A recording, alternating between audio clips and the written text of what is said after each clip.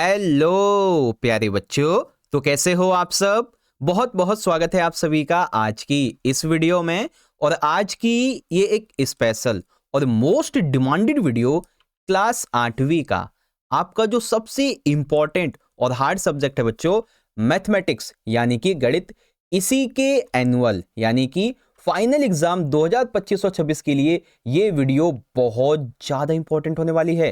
क्योंकि बच्चों, जैसा कि आप सभी को पता है कि आने वाले 2-3 दिनों में ही यानी कि 13 फरवरी 2026 को, चाहे आप मॉर्निंग शिफ्ट के बच्चे हो या फिर इवनिंग शिफ्ट के, आप सभी का 13 फरवरी को मैथ का जो फाइनल एग्जाम है ये होने वाला है।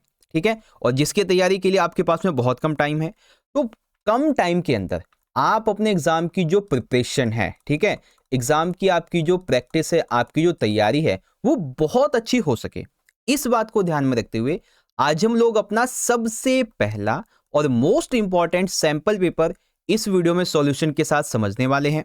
ठीक है, जो भी क्वेश्चन इस सैंपल पेपर में इस वीडियो में हम डिस्कस करेंगे, वो सारे के सारे क्वेश्चंस मोस्ट इंपॉर्टेंट हैं, सिलेक्टेड हैं, इवन रिपीटेड क्वेश्चंस है बच्चों, जिससे कि आपके फाइनल एग्जाम में क्वेश्चन आ सकता है, क्वेश्चन रिपीट हो सकता है। ठीक है, और जो भी क्वेश्चन आपको मैं समझाऊंगा ना, एक एक लाइन टू लाइन, एक एक वर्ड टू वर्ड आपको बहुत अच्छे से एक्सप्लेन करके समझाऊंगा। और एक जरूरी बात बच्चों, ये वीडियो हिंदी मीडियम के साथ साथ जो बच्चे इंग्लिश मीडियम के हैं उनके लिए भी रहने वाली है। ठीक है, तो आप सभी इसको पूरा देखिएगा। तो चलो बच्चों, सबसे पहले पेपर का पैटर्न समझो। देखो, पेपर के अंदर कुल मिलाकर आपके जो है ना 16 प्रश्न आने वाले हैं। ठीक है, और कुल मिला के आपके 5 खंड यहाँ पे रहने वाले हैं। ठीक है, यानी कि खंड आ बा सादा आ, ठीक है, ई कह सकते हो, वैसे का खा गाना। तो खंड आ जो रहेगा, इसमें एक ही क्वेश्चन है, लेकिन इस एक क्वेश्चन के छोटे छोटे भाग हैं जो कि 12 होंगे, यानी कि खंड आ टोटल इसमें आपके 12 एमसीक्यू होंगे। ठीक है, खंड बा जो रहेगा बच्चों, इसमें आपके 6 प्रश्न होंगे 2-2 नंबर के। ठीक है, खंड सा इसमें आपके 3 प्रश्न होंगे 3-3 नंबर के। ओके, और खंड दा जो है बच्चों, इसमें भी आपके 3 ही प्रश्न होंगे, लेकिन ये 5 नंबर के होंगे। और सबसे आखिर में खंड ई रहेगा बच्चों, इसमें केस आधारित 3 क्वेश्चन होंगे 4-4 नंबर के। ठीक है, आपको पेपर में पाई का मान 22/7 लेना है, कैलकुलेटर का उपयोग नहीं कर सकते हैं आप। बाकी 5 नंबर में, 3 नंबर में, 2 नंबर में आपको जो है ना कुछ चॉइसेस मिली हैं। ओके, यही सेम चीज आप इंग्लिश मीडियम में देख सकते हैं, section A, section B, C, D, E, ये तो राइमिंग हो गया। ठीक है, तो section A, B, C, D, E आप यहां से देख सकते हैं। अब सुनो ध्यान से, इस वीडियो के अंदर यानी कि इस सेशन के अंदर हम लोग 2 सेक्शन कवर करेंगे, खंड आ और खंड बा। यानी कि हम टोटल अपने 12 एमसीक्यू प्लस 2 मार्क्स के जो 6 क्वेश्चन है इसको कवर करेंगे इस सेशन में। तो आप सभी बच्चे इस वीडियो को कंप्लीटली एंड तक जरूर देखिएगा। अच्छा हाँ, एक चीज तो बताना भूल ही गया आपको। देखो, जो भी आपकी डेट है ना 13 फरवरी, इस दिन से पहले पहले हम आपको मैथ के ना 1-2 नहीं, कम से कम 5+ मोस्ट इंपॉर्टेंट सैंपल पेपर करवाएंगे बच्चों, और वो भी सॉल्यूशन के साथ में। तो आपको इन 5 सैंपल पेपर की वीडियोस देखनी है, वैसे तो हम 5 से ज्यादा लाएंगे, डोंट वरी। ठीक है ना, तो आई बटन में आपको प्लेलिस्ट का लिंक मिल जाएगा, आप वहां से जाके जरूर से देख लेना। ठीक है, आप सभी को बच्चों वीडियो अच्छी लगती है तो वीडियो को लाइक जरूर करना। इस वीडियो पे हम लाइक का एम रखते हैं बच्चों 1K लाइक का, यानी कि 1000 का। तो सारे बच्चे जल्दी जल्दी लाइक कीजिए, जिससे हमारा मोटिवेशन और बढ़ेगा। ठीक है, तो प्यारे बच्चों शुरुआत करें आज के पेपर के पार्ट 1 की वीडियो को। रेडी हो बच्चों, शुरू करें, जल्दी बोलो जल्दी बोलो, शुरुआत करें। तो चलिए शुरू करेंगे। ओके, तो फाइनली प्यारे बच्चों, अब आप यहां पे देख सकते हैं आज के इस पेपर का जो हमारा सबसे पहला खंड है, खंड नंबर आ, जिसे इंग्लिश में हम सेक्शन नंबर ए भी कहते हैं। ठीक है, तो ये तो आपके यहाँ पे क्वेश्चन आपको दिख रहे होंगे, है ना, ये सारे के सारे क्वेश्चन हैं आपके। इन्हीं क्वेश्चन का सॉल्यूशन देखो, हिंदी मीडियम में भी लिखा है मैंने, ठीक है, इंग्लिश मीडियम में भी लिखा हुआ है, ताकि आपको सब कुछ अच्छे से समझा सकूं। इवन जो आपके 2-2 नंबर के क्वेश्चन है ना, देखो इनको भी मैंने बहुत बढ़िया तरीके से फॉर्मेट के हिसाब से सॉल्व किया हुआ है। ठीक है, ताकि आपको कोई दिक्कत ना हो इसे समझने में। ओके, तो बस अब आपको करना क्या है बच्चों, वीडियो में आप लोग एंड तक बने रहो मेरे साथ, ठीक है ना, ताकि आप अपने एग्जाम की तैयारी अच्छी कर सको। ओके, तो चलो देखो, हम पता है क्या करेंगे, हम ना पहले क्वेश्चन को हिंदी मीडियम में समझेंगे, है ना, फिर इंग्लिश मीडियम में। ओके, तो देखो खंड आज जो है, इसका हमारा पहला प्रश्न हमसे क्या कहता है कि इसमें ना आपके 12 जो MCQs हैं, तो आपको MCQ का आंसर करना है। एग्जाम्पल के लिए हमारा पहला क्वेश्चन क्या कहता है बच्चों, कि निम्नलिखित में से क्या एक द्विपद है, यानी कि ऑप्शन A, B, C और D, इसमें से हमें यह फाइंड करना है कि द्विपद कौन सा है। तो बच्चों पहले तो आपको यह पता होना चाहिए कि द्विपद आखिर होता क्या है ना। इस क्वेश्चन को इंग्लिश में पढ़ें तो which of the following is a binomial. ठीक है, तो आओ इसे अच्छे से समझते हैं। देखो भाई, आंसर तो वैसे इसका है 4p माइनस का 5, ये हमारा आंसर है इसका। अब ये निकला कैसे है तो बड़े ध्यान से समझो। देखो, द्विपद यानी कि बिनोमियल, ये एक गणितीय व्यंजक है। ठीक है, ये क्या है द्विपद, एक मैथमेटिकल एक्सप्रेशन होता है जो कि सिर्फ दो पद यानी कि दो टर्म्स को दर्शाता है। जैसे कि हमारा जो ऑप्शन सी है ना, इसमें दो पद हैं, एक है 4p और एक है माइनस का 5। ठीक है, तो ये दो पद हैं इसीलिए द्विपद है। बाकी के ऑप्शन क्यों गलत है? जो ऑप्शन ए है 100, ये केवल एक ही संख्या है इसीलिए द्विपद नहीं है। ऑप्शन नंबर जो बी है, इसमें देखो m प्लस एन माइनस 2, अब इसमें m एक पद हो गया, n दूसरा, माइनस 2 तीसरा हो गया, तो इसमें तीन पद है, ये त्रिपद हो गया। अब माइनस का 10 भी है, अब देखो यहाँ पे क्या है, ये अलग अलग है। ठीक है, ये दो पद अलग अलग है, लेकिन यहाँ पे माइनस का 10 भी दे दिया है, तो ये द्विपद नहीं है। ठीक है ना, तो आपको समझ में आ गया बच्चों कि बिनोमियल क्या है। ये बेसिकली एक अलजेब्रिक एक्सप्रेशन है जो कि एग्जैक्टली टू टर्म्स को यहाँ पे एक्सप्रेस करती है, जिसमें 4p एंड माइनस 5 यहाँ पे टू टर्म्स होते हैं। ठीक है बच्चों, बाकी आप ऑप्शन देख सकते हैं, सिंपल। ठीक है, तो क्वेश्चन नंबर 1 का आंसर क्या हो गया बच्चों, ऑप्शन नंबर सी हमारा करेक्ट आंसर यहाँ पे हो जाएगा, ये रहा। ठीक है, चलो बच्चों अब आते हैं क्वेश्चन नंबर 2 पे। देखो सेकंड क्या कहता है, समांतर रेखाओं को दर्शाने वाले अक्षर हैं। अब देखो समांतर रेखाओं का मतलब क्या हो गया, ऐसी रेखाएं जो कि कभी आगे जाके अनंत तक मिलती ही ना हो। ठीक है, अब जैसे ये रेखाएं हैं, ये आगे जाके नहीं मिलेंगी, ये आमने सामने की रेखाएं आगे जाके नहीं मिलेंगी। ठीक है ना, ये रेखाएं आगे जाके नहीं मिलेंगी। लेकिन जैसे मैं ये एक रेखा डिजाइन करूं, ठीक है, एक रेखा ये डिजाइन करूं, तो ये कहीं ना कहीं जाके आखिरकार मिल ही जाएंगी, है ना। तो एन अक्षर हो गया, एल अक्षर हो गया, एक्स हो गया और वी हो गया। इसमें से कौन सा वो यहाँ पे नंबर है, अक्षर है, जो कि समांतर रेखा को दर्शाता है।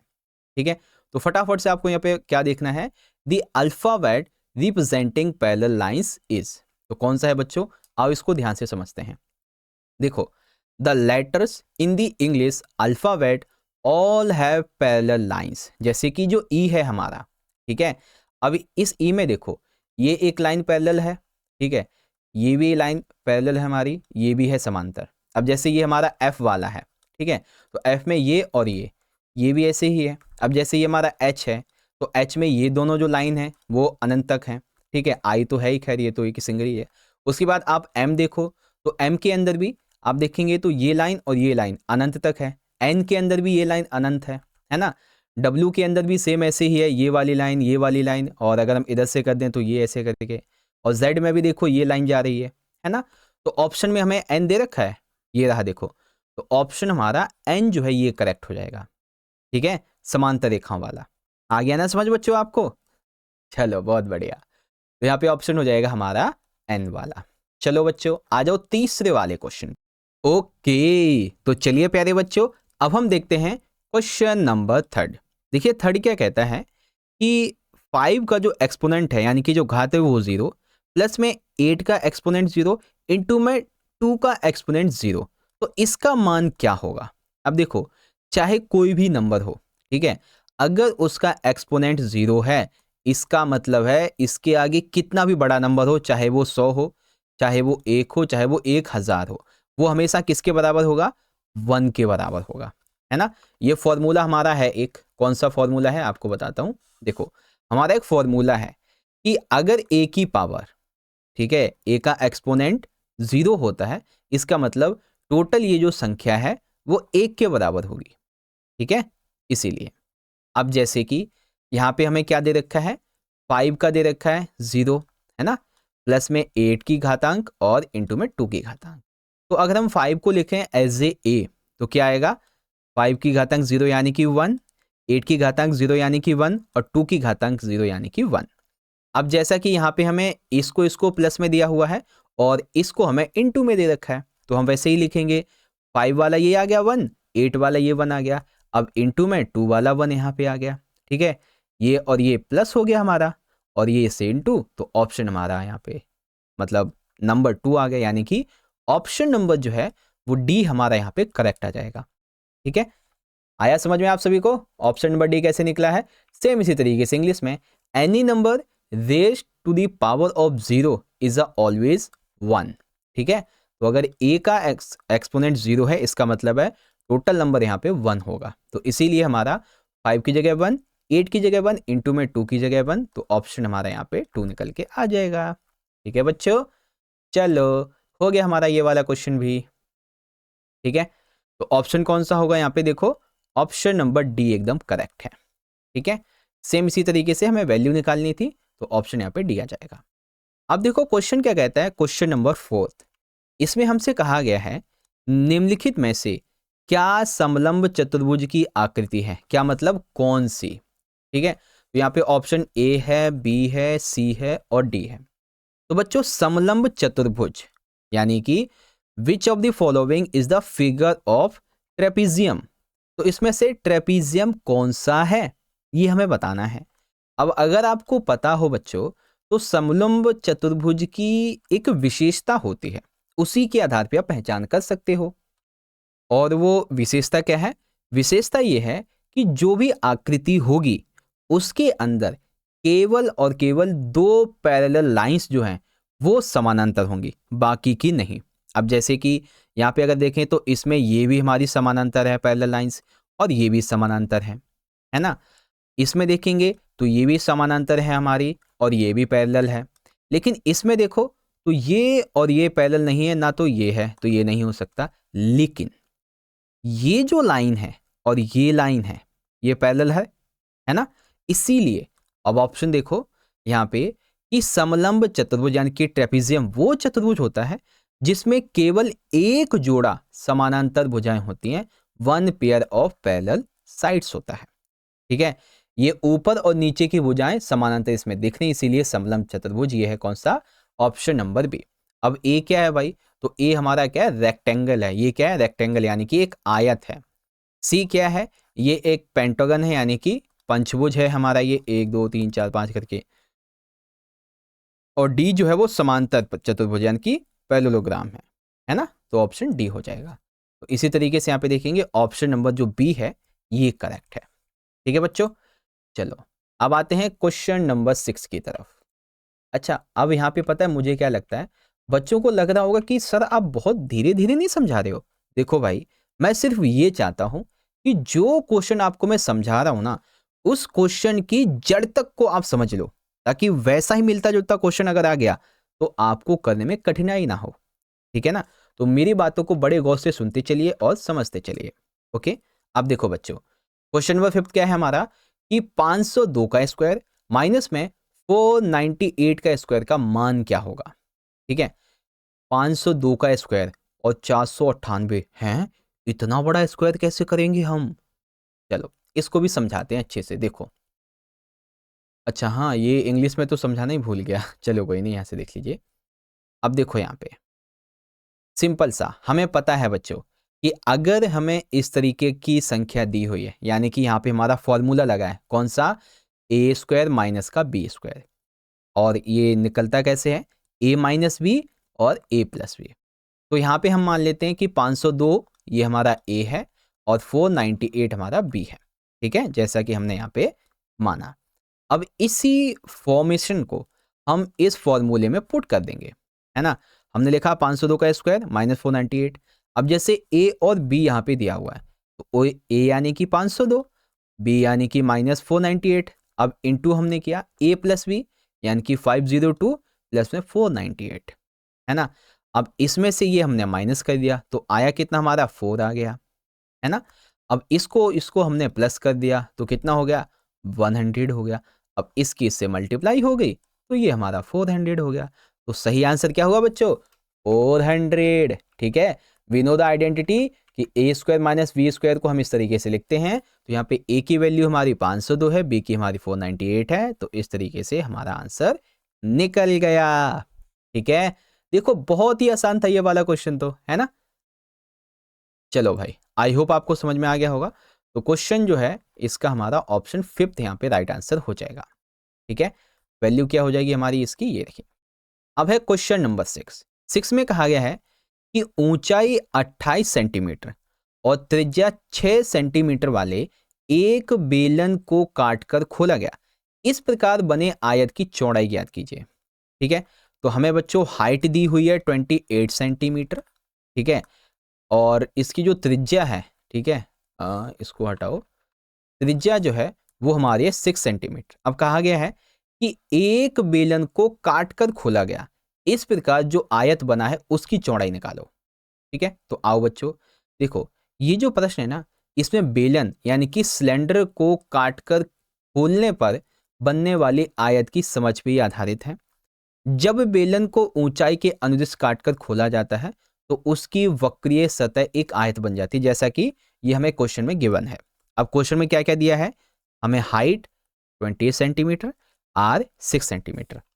अब ध्यान से समझो, यहाँ पे समझने वाली बात यह है कि आयत की लंबाई क्या होगी, बेलन की परिधि, और आयत की चौड़ाई क्या होगी, बेलन की ऊंचाई। अब प्रश्न में आयत की चौड़ाई पूछी गई है, तो मतलब आयत की चौड़ाई बराबर में बेलन की ऊंचाई, इसका मतलब 28 सेंटीमीटर। ठीक है, कितना होगा, 28 सेंटीमीटर। बस आंसर हमारा निकल गया।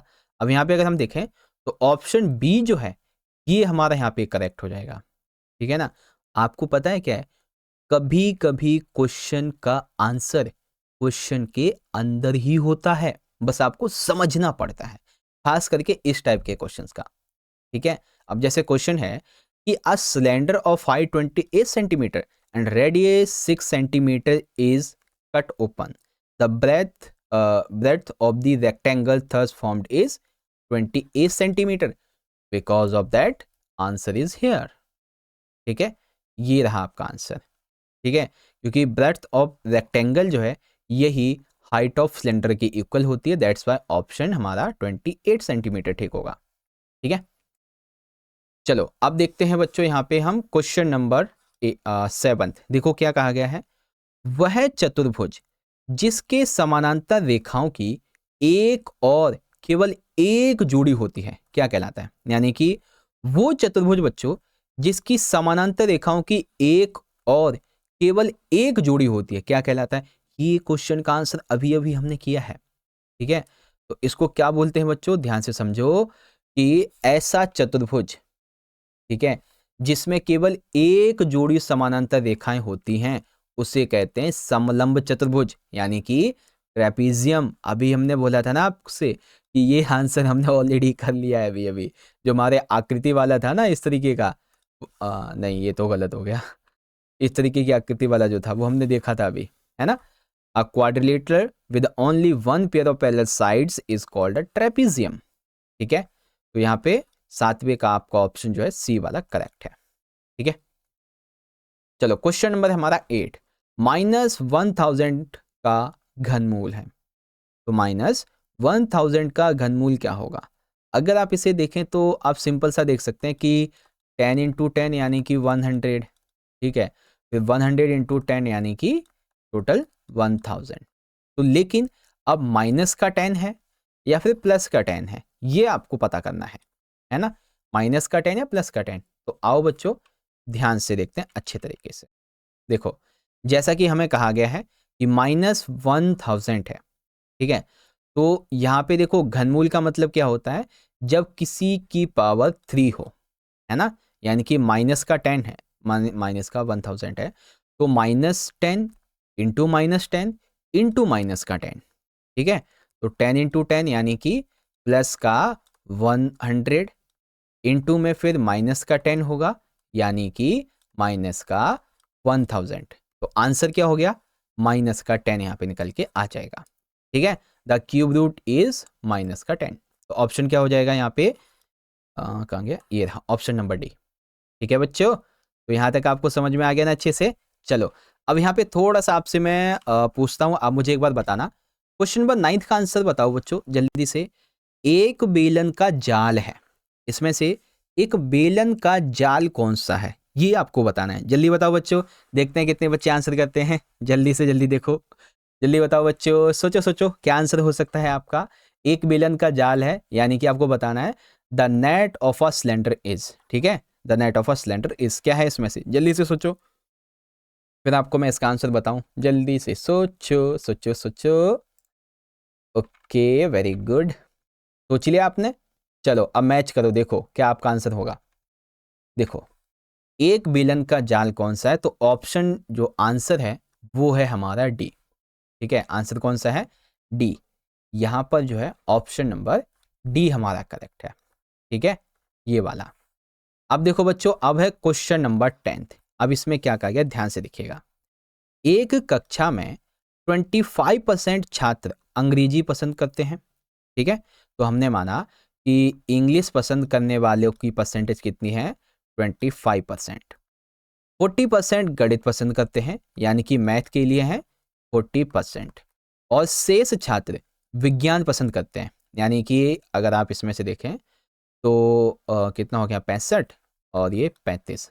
तो साइंस जो करेंगे बेसिकली पसंद, वो कितने हो गए हमारे, 35%। आंसर क्या करना है कि विज्ञान पसंद करने वालों का प्रतिशत क्या होगा, ठीक है। अब इसको ना थोड़ा ढंग से समझिएगा। देखो कुल छात्र कितने होंगे, 100%। अंग्रेजी पसंद करने वाले हैं 25%, गणित वाले हैं 40%। तो आपको 100 में से इंग्लिश का माइनस कर देना है, गणित का माइनस कर देना है, इन दोनों को जोड़ के निकाल दो, 35% हो गया। आंसर भी बहुत ही आसान था ये तो, टोटल करना था आपको, टोटल में से निकाल देना था, ठीक है। चलो ऑप्शन हमारा यहाँ पे बी हो जाएगा। यहाँ पे सेम क्वेश्चन अगर इंग्लिश में देखें कि in a class 25% of students like English, 40% mathematics and remaining science, तो रिमेनिंग साइंस वाले कितने हो गए हमारे, 35%। क्वेश्चन नंबर 11, 3 क्यूब भुजा वाले घन का पृष्ठीय क्षेत्रफल क्या होगा। अब ऐसा क्वेश्चन एग्जाम में आ जाता है बच्चों, जिसमें नॉर्मली आपको यहाँ पे ना नंबर दिए होते हैं, जैसे 10, 15, 1, 2 ऐसे करके, लेकिन यहाँ पे 3 क्यूब बोल दिया गया है। अब 3 क्यूब भुजा वाले घन का पृष्ठीय क्षेत्रफल क्या होगा इसमें से, तो आओ फाइंड करते हैं बच्चों अच्छे से। देखो अब देखो, आपको पता होगा कि घन का कुल पृष्ठीय क्षेत्रफल कितना होता है बच्चों, 6 इंटू में भुजा की स्क्वायर, 6 इंटू भुजा की स्क्वायर। अब 6 और हमें यहाँ पे भुजा दिया गया 3 क्यू, यानी कि 3 क्यू का स्क्वायर हो गया हमारा, इंटू में अब पहले 3 क्यू का जो हमारा ब्रैकेट है इसको खोलेंगे तो इसी से मल्टीप्लाई हो जाएगी, है ना। तो क्या हो जाएगा, 6 इंटू 9 क्यू का स्क्वायर। अब इसकी से मल्टीप्लाई हो गई तो 9 6 54 और ये क्यू का स्क्वायर, तो बचा क्या हमारे पास में, 54 क्यू स्क्वायर, ठीक है। तो आंसर क्या निकलेगा हमारा, 54 क्यू स्क्वायर। सेम इंग्लिश में देखेंगे बच्चों कि the surface area of a cube having side 3 Q, तो सिंपल सा है, हमें अपना फॉर्मूला लगाना है 6 इंटू ए का स्क्वायर, ठीक है। तो क्या हो जाएगा, 6 इंटू 3a का स्क्वायर, यानी कि 6 इंटू में 9 क्यू का स्क्वायर, क्यू है ना ये, हाँ, तो ये क्यू हो जाएगा, ठीक है। तो ये क्या हो जाएगा, 6 इंटू 9, यानी कि ये क्यू इक्वल में कहाँ गया हमारा आंसर, हाँ ये रहा, 54 का स्क्वायर हो जाएगा, ठीक है, 54 क्यू स्क्वायर। चलो मैथमेटिक्स में हमारे एमसीक्यू का सबसे आखिरी क्वेश्चन है बच्चों, एक जहाज के मॉडल में मस्तूल 9 सेंटीमीटर है, जबकि वास्तविक जहाज का मस्तूल 12 मीटर ऊंचा है, ठीक है। एक जहाज का ना मॉडल है, उसमें मस्तूल जो है, अब मस्तूल को क्या कहते हैं भाई इंग्लिश में, ठीक है, शिप द मास्ट इज, ठीक है, मास्ट कितना है, 9 सेंटीमीटर, मस्तूल है 9 सेंटीमीटर। वैसे तो वास्तविक जहाज की मस्तूल होती है 12 मीटर, ठीक है, ध्यान रखना ये सेंटीमीटर है और यहाँ मीटर है, ध्यान रखिएगा। यदि जहाज की लंबाई 28 मीटर है तो मॉडल जहाज की लंबाई क्या होगी, इसको ना थोड़ा ध्यान से समझना, इसमें थोड़ी चीज़ें अलग अलग हैं। देखो जैसा कि हमें क्या क्या दिया गया पहले हम वो देख लेते हैं। तो मॉडल जहाज की लंबाई कितनी होगी, इसको निकालने का फॉर्मूला क्या होता है, मॉडल की ऊंचाई, ठीक है, मॉडल की ऊंचाई बटे में वास्तविक ऊंचाई इक्वल में मॉडल की लंबाई बटे में वास्तविक लंबाई। अब मॉडल की ऊंचाई हमें दे रखी है 9 सेंटीमीटर, वास्तविक ऊंचाई 12 मीटर है ना, और मॉडल की लंबाई है x जो कि मैं निकालनी है, वास्तविक है हमारी 28। अब इनकी मल्टीप्लाई कर दो, है ना, x को एक साइड हम ले आए, ओके। अब 9 इंटू 20 हो गया बटे में 12। अब इसको इससे हमने काट दिया, ठीक है, तो 4 और ये यहाँ पे ये आया 3, ठीक है। अब इससे इसको काट दिया, है ना, तो ये आ गया 7। अब इसकी इससे मल्टीप्लाई हो गई तो ये हो गया 21 सेंटीमीटर। तो यहाँ पे मॉडल की जो लंबाई है वो कितनी आ गई, 21 सेंटीमीटर, ओके।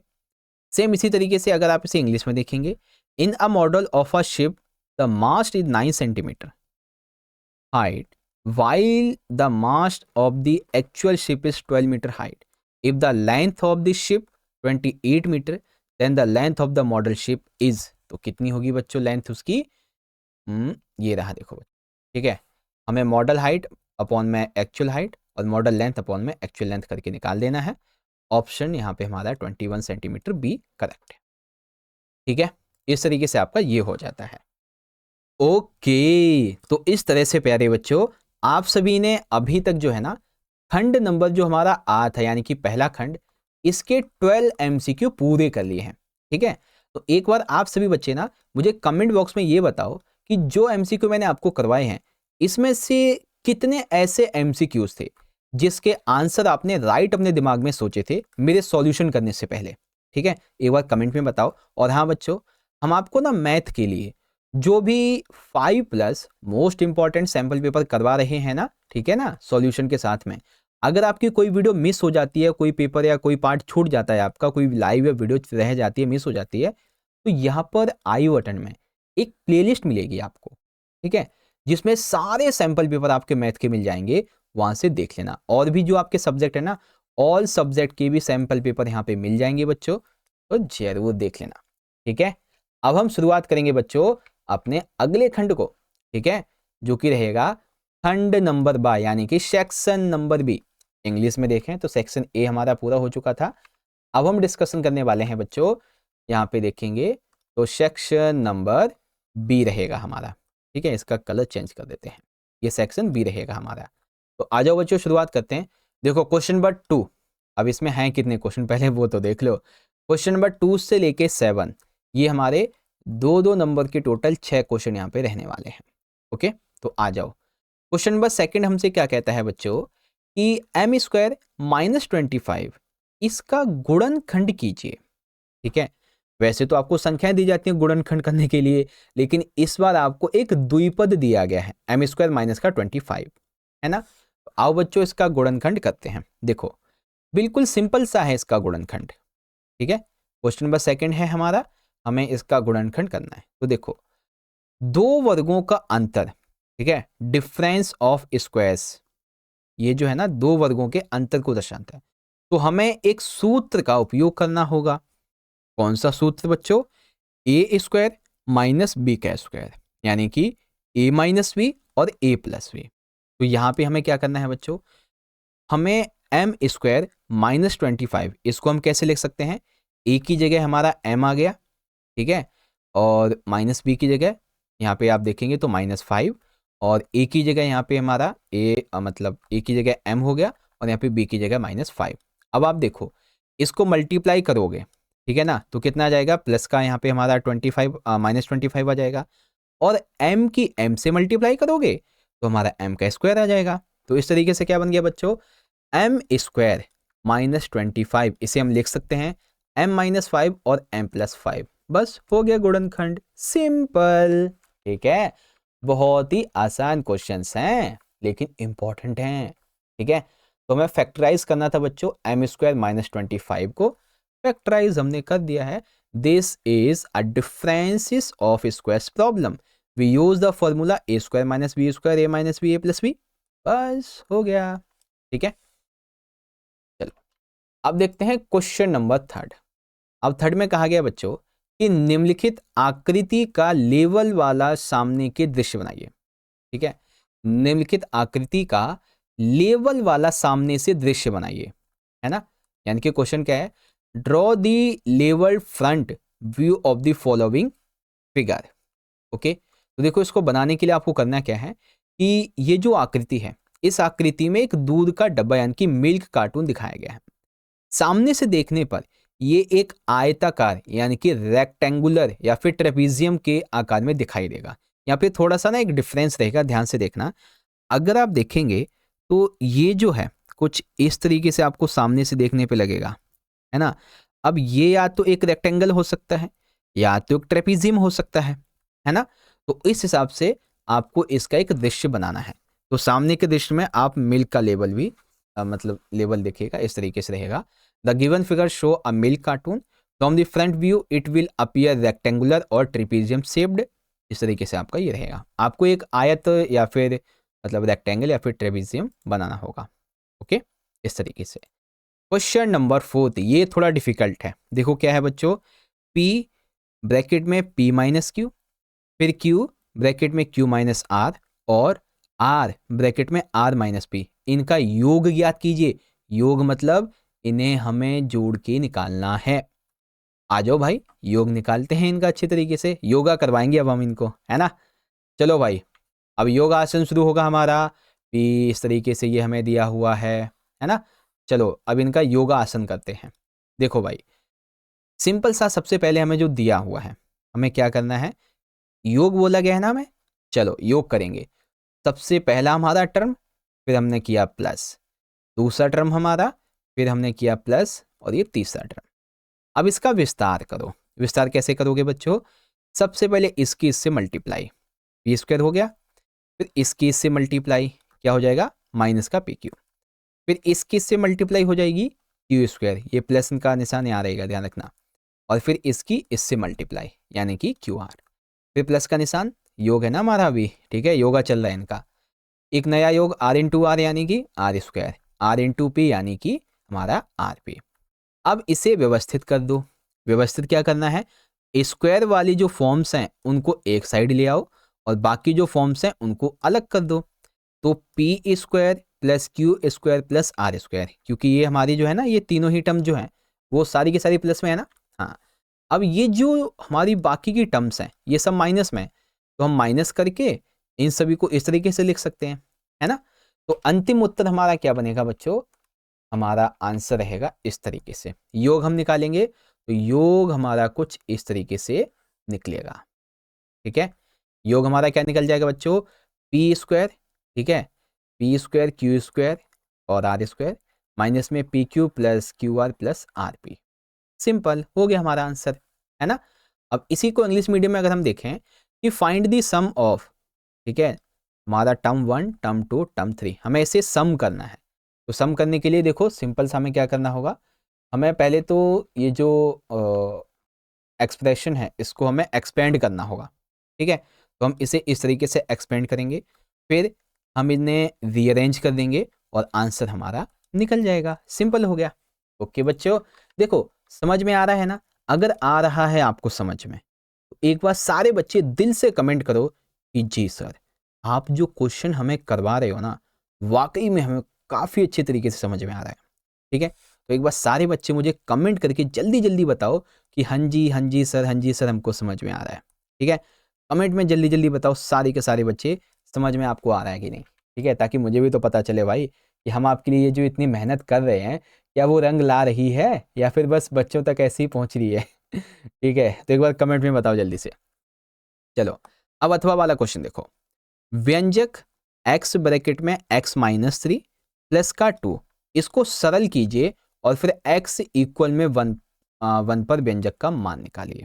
ध्यान से सुनिए, सबसे पहले तो हमें इस क्वोटेशन को सरल करना है और सरल करने के बाद x इक्वल हमें 1 लेकर के मान निकालना है, ठीक है। तो आ जाओ सॉल्व करते हैं। देखो जैसा कि हमें दिया गया है, क्या दिया गया है, हमें दिया गया है ये, ठीक है, ये दे रखा है। अब देखो ये तो हमने अपना ऐसे ही लिख दिया, है ना। अब पहले इसे सरल करेंगे, तो सरल करने के लिए हम क्या करेंगे, इसकी इससे मल्टीप्लाई होगी हमारी तो एक्स स्क्वायर, और इसकी फिर इससे मल्टीप्लाई तो माइनस का 3x, और बाहर तो है हमारा प्लस का 2। अब क्या बोला गया है कि x की जगह आपको 1 रखना है ना। तो जहां जहां ये x हमें दिख रहा है यहाँ यहाँ हमें एक एक रखना होगा बस। तो हमने रख दिया 1 का स्क्वायर माइनस में 3, और जैसे x लिखा है तो 1 लिख दिया प्लस का 2, तो क्या हो गया 1 का स्क्वायर 1 ही रहा, 3 इंटू 1 3 हो गया, प्लस का 2 इक्वल में 0। तो x square minus 3x plus 2 और x इक्वल में 0 एक रखने पर हमें मिलेगा 0। क्या मिलेगा 0 मिलेगा, ठीक है ना। तो आपका आंसर इस तरीके से निकल गया। 2 लाइन का आंसर है, सिर्फ और सिर्फ 2 लाइन का आंसर है भाई, ठीक है। चलो अब इसी का इंग्लिश मीडियम में देखो, सिंप्लीफाई आपको करना है x माइनस 3 प्लस में 2 एंड इवेल्युएट कीजिए x इक्वल में 1, ठीक है। तो देखो बच्चों इवेल्युएट कैसे करेंगे हम, ये रहा हमारा। अब हम इसे सब्स्टिट्यूट करेंगे x इक्वल में 1। अच्छा पहले ये इसका ऐसे मल्टीप्लाई फिर इसका ऐसे मल्टीप्लाई, ये रहा। फिर x की जगह हमें 1 रखना है, यहाँ पे भी 1 रखना है, 1 स्क्वायर 3 इंटू 1 और इस तरीके से हमारा आंसर 0, ठीक है। चलो बच्चों अब देखते हैं अगले क्वेश्चन को, ठीक है। क्वेश्चन नंबर है हमारा यहाँ पे 5। क्वेश्चन नंबर 5 क्या कहता है बच्चों, वह संख्या ज्ञात कीजिए जिसे 392 से गुणा करने पर वह पूर्ण घन बन जाए, ठीक है। आपको उस नंबर को फाइंड करना है बच्चों जिसे 392 से गुणा करने पर वो पूर्ण घन बन जाए। तो अब इसको सॉल्व करते हैं। देखो 392 का अभाज्य गुणनखंड कीजिए। आ जाओ आ जाओ आ जाओ आ जाओ। अरे ये लाइन तो थोड़ी टेढ़ी नहीं हो गई। अब हमें क्या करना है, इसका अभाज्य गुणनखंड करना है, ठीक है। चलो भाई इसके खंड खंड करेंगे अब हम। 392, ओके 2 से काट डालो इसको, तो ये कितना आएगा बच्चों, यहाँ पे देखो 2 1 ज़ा 1, ठीक है। इधर ये 1 गया यानी कि 18 और 9 और 6 यानी कि 12 यानी कि 6, ठीक है 196। फिर इससे 2 से काटो, यहाँ पे 18, ठीक है तो 9 इधर गया तो 8, फिर से 2 से काटेंगे तो यहाँ पे हमारा आ जाएगा 4, ठीक है और इधर 9। अब देखो 2 इंटू 2 इंटू 2, अब ये 7 से कटेगा तो 7 ज़ा 7 यानी कि ये हो गया हमारा 49 और 7 ज़ा 7 यानी कि टोटल 1 यानी कि कट गया ये, है ना। तो अब हमें पूर्ण घन के लिए एक संख्या को गुणा करना होगा ताकि सभी गुणनखंड तीनों के समूह में आ जाएं। तो हमें 7 को एक बार और गुणा करना होगा, ठीक है। तो हमारा क्या बनेगा बच्चों, 2 इंटू 2 इंटू 7 इंटू 7 इंटू 7। इसे बनाने के लिए हमें एक 7 और यहाँ पे ऐड करना पड़ेगा, ठीक है, पूर्ण घन बनाने के लिए।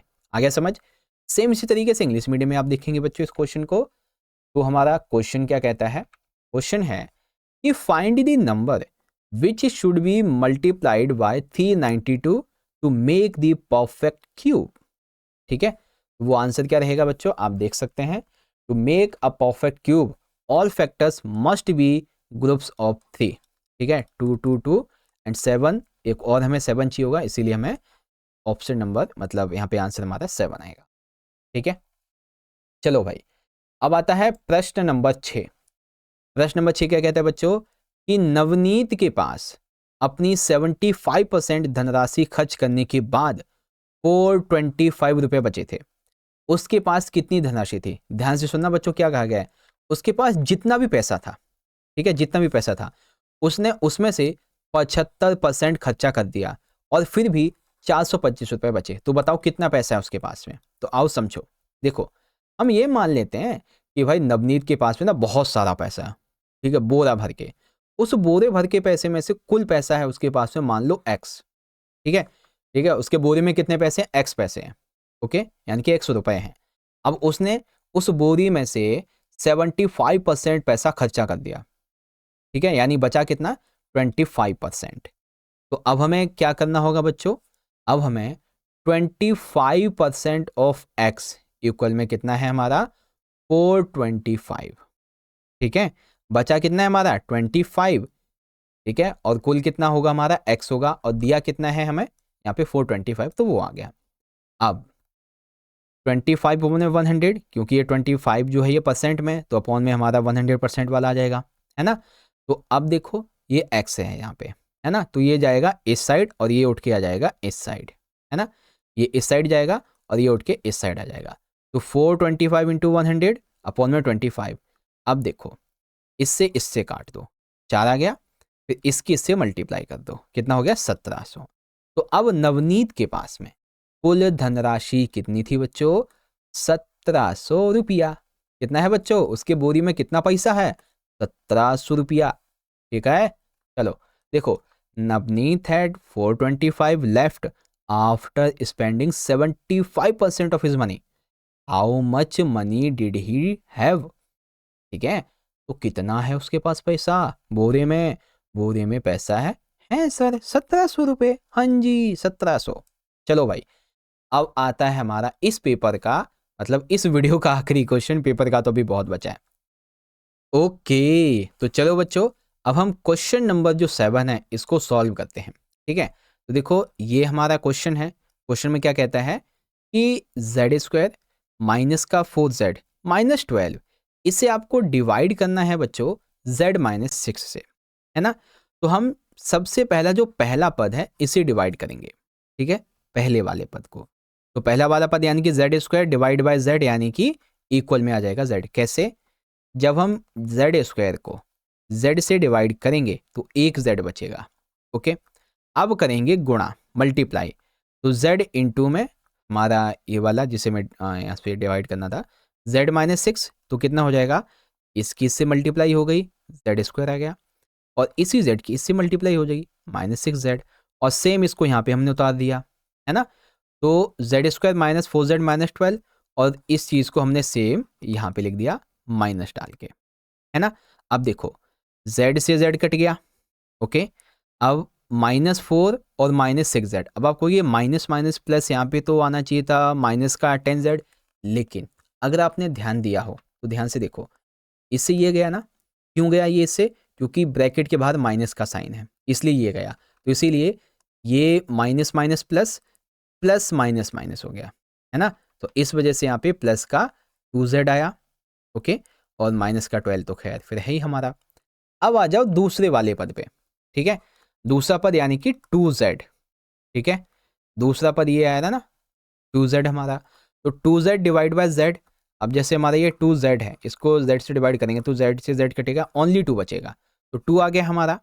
अब 2 इंटू में जो हमारा यहाँ पे भाग जिसे करना है ये रहा z-6, है ना, 2 इंटू z-6। अब इसकी इससे मल्टीप्लाई हुई तो 2z आ गया, इसकी इससे मल्टीप्लाई हुई तो ये हमारा माइनस का 12 आ गया, है ना। अब सेम वही चीज़, 2z माइनस में 12 माइनस में 2z माइनस का 12, है ना, इक्वल में कितना हो गया हमारा 0। तो अंतिम उत्तर क्या आएगा बच्चों, अगर आप यहाँ देखें तो x+2। ठीक है, क्या आंसर आएगा बच्चों हमारा यहाँ पे, x प्लस में 2 भाग देने पे कितना निकलता है, x प्लस में 2 निकलेगा, z+2 है बच्चों। सबसे पहला हमारा ये वाला है यहाँ पे, ठीक है z, और ये हमारा दूसरा पद यहाँ पे 2। ओके, तो z+2 निकलेगा। सेम इसी क्वेश्चन का इंग्लिश वर्जन आप देखेंगे तो आपको बेसिकली क्या करना है, यहाँ पे डिवाइड करना है z² minus 4z minus 12y(z-6), है ना। कैसे सॉल्व करेंगे बच्चों, तो ये रहा आपका पूरा का पूरा यहाँ पे आंसर। वैसे देखो इसमें कुछ वैसा तो एक्सप्लेनेशन है नहीं, सिंपल सिंपल से आपके स्टेप्स हैं जो कि यहाँ पे मैंने लिख रखे हैं, अच्छे से देख सकते हो। ठीक है, तो फाइनली बच्चों अब यहाँ पे हमारा ये जो पेपर है वो पूरा होता है। अभी देखो, अभी जो है ना आपके खंड सा बचा हुआ है, यानी कि अगर आप देखें ध्यान से तो 3 मार्क्स के क्वेश्चन बचे हुए हैं, 5 मार्क्स के क्वेश्चन बचे हुए हैं, इवन आपकी जो केस स्टडी होती है, ठीक है, ये भी बची हुई है। तो इन सभी के लिए ना मैं अलग से एक पार्ट 2 की वीडियो अपलोड कर दूंगा, और अगर आप कहेंगे तो हम आपके लिए लाइव आ जाएंगे। ठीक है, अगर आप चाहते हो कि आपके लिए लाइव अपलोड किया जाए तो आप कमेंट कर दो लाइव। अगर आप चाहते हो कि आपके लिए सीधा सॉल्यूशन का वीडियो आ जाए तो आप लिख दो सॉल्यूशन या फिर सॉल्व पार्ट 2। ठीक है ना, सॉल्व पार्ट 2 ज़्यादा से ज़्यादा कमेंट कीजिए। तो इस तरह से प्यारे बच्चों, आप सभी के क्लास 8वीं के मैथ के एनुअल यानी फाइनल एग्जाम के लिए एक जो इम्पॉर्टेंट हमारा सैम्पल पेपर है, इसको सॉल्यूशन के साथ में हमने यहाँ पे समझ लिया है। जो भी हमारे सेक्शन बच गए हैं, ठीक है, यानी कि जो भी हमारे क्वेश्चन बच गए हैं 3 मार्क्स 5 मार्क्स के और केस स्टडी वाले, तो इन सभी को आपको मैं पार्ट 2 की वीडियो में बता दूंगा। अगर आपको लाइव चाहिए तो लाइव कमेंट करो, वीडियो चाहिए तो वीडियो कमेंट कर दो, ठीक है ना। आप जैसे बोलेंगे हम वैसे आ जाएंगे। बाकी अभी तो ये हमारा पहला पेपर सॉल्व हो रहा है, हम आपको एग्जाम से पहले पहले ना कम से भी कम 5+ मोस्ट इंपॉर्टेंट सैंपल पेपर करवाने वाले हैं बच्चों, कंप्लीट सॉल्यूशन के साथ में। तो सारे बच्चे वीडियोस को जरूर देखा कीजिए। आई बटन में एक प्लेलिस्ट मिलेगी आपको, जिसमें सारे सैंपल पेपर की वीडियोस आपको मिल जाएंगी, तो आप वहां से जाके देख सकते हो। बाकी आप सभी को वीडियो अच्छी लगी है ना, लगी है ना, जल्दी बताओ। तो लाइक करो फिर, और क्या करना है, लाइक करो। इस वीडियो पे लाइक का एम रखते हैं बच्चों 1K का, ठीक है, यानी कि 1000, 1000, बहुत सिंपल है। हजारों 50,000 बच्चे वीडियोस देखते हैं, लाखों बच्चे वीडियोस देखते हैं, इतना तो बनता है ना। फटाफट से लाइक करो ज़्यादा से ज़्यादा, हमारा मोटिवेशन बढ़ेगा इससे। बाकी मिलते हैं बच्चों आपसे पार्ट 2 की वीडियो में, लाइव सेशन में, जैसा बताएंगे। तब तक के लिए आप पढ़ते रहिए, ख्याल रखिएगा अपना। बहुत बहुत धन्यवाद। जय हिंद, जय भारत, वंदे मातरम।